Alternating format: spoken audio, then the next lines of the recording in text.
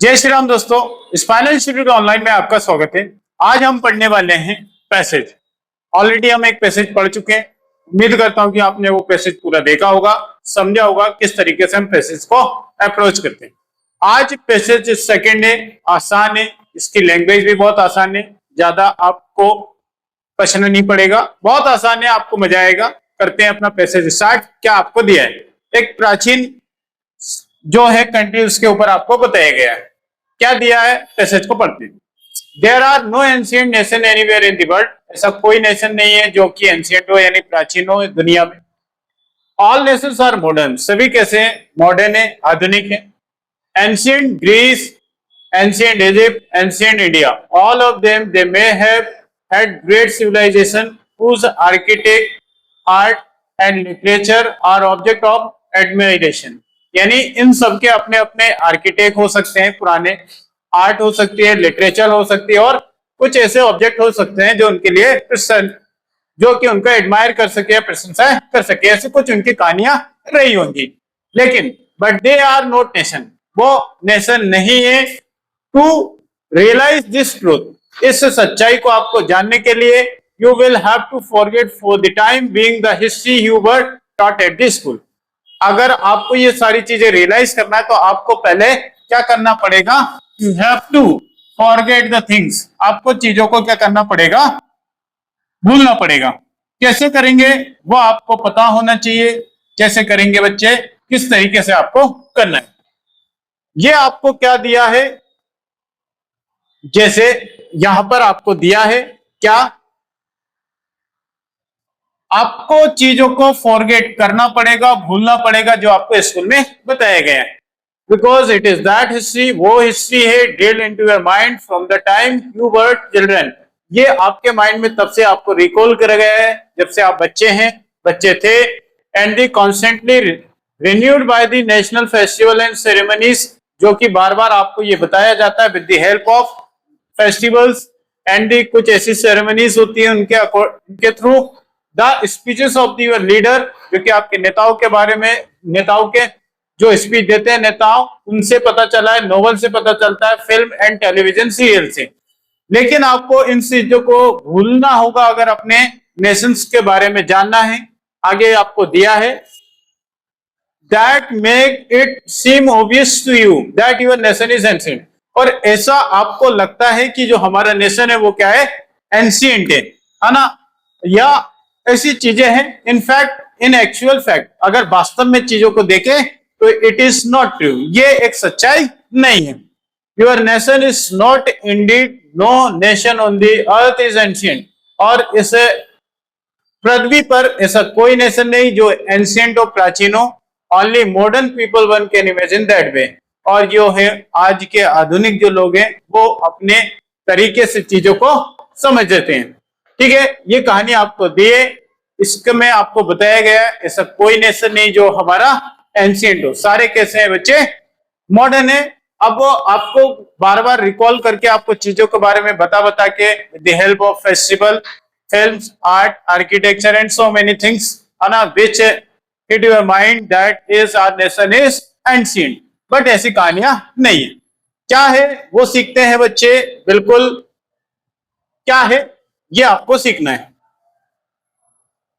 जैसे कि क्या दिया है, पहला क्वेश्चन हम पढ़ते हैं। क्या दिया है आपको? क्या दिया बच्चा? पहला question, find the correct antonyms of the following word realise. Realise का आपको करेक्ट एंटोनिम्स आपको बताना है। एंटोनिम्स मतलब होता है बिलोंग, बिलोंग आपको बताना है। रियलाइज करना, कॉम्प्रिहेंड करना यानी चीजों को समझना और गहराई से समझो। मिसअंडरस्टैंड करना, अंडरस्टैंड करना और ग्रास्प करना। ग्रास्प करना यानी होता है पकड़ना या होल्ड करना, कैप्चर करना। तो आपको रियलाइज का क्या होगा? आपका मिसअंडरस्टैंड होगा। ये आपको दिख रहा है। क्या होगा बच्चे? मिसअंडरस्टैंड। तो आपका आंसर क्या हो जाएगा? मिसअंडरस्टैंड। ये होगा आपका करेक्ट आंसर, मिसअंडरस्टैंड। ठीक है, ये आपका एंटोनिम्स होगा रियलाइज का। पहला क्वेश्चन आपको क्या दिया? Find out the correct synonym of the following word obvious. Obvious का आपको सिनोनिम्स बताना है यानी पर्यायवाची आपको बताना है। ऑब्वियस मतलब होता है एकदम बिल्कुल सटीक, क्लियर होना। मैंने बता ही दिया आपको। डाउटफुल, ड्यूबियस और एम्बिगुअस। अनक्लियर होता है, ऐसी कहानी हमें नहीं पता, हमें डायरेक्टली क्या बताना है आपको, क्या होगा इसका सिनोनिम्स, तो ये होगा आपका क्लियर, ऑब्वियस नहीं होता है क्लियर। नेक्स्ट पे चलते हैं, नेक्स्ट क्वेश्चन आपको क्या दिया है, तो ये है आपका नेक्स्ट क्वेश्चन, ये क्या दिया है पढ़िए। Why did the author of the passage ask us to forget the history that we were taught at our school?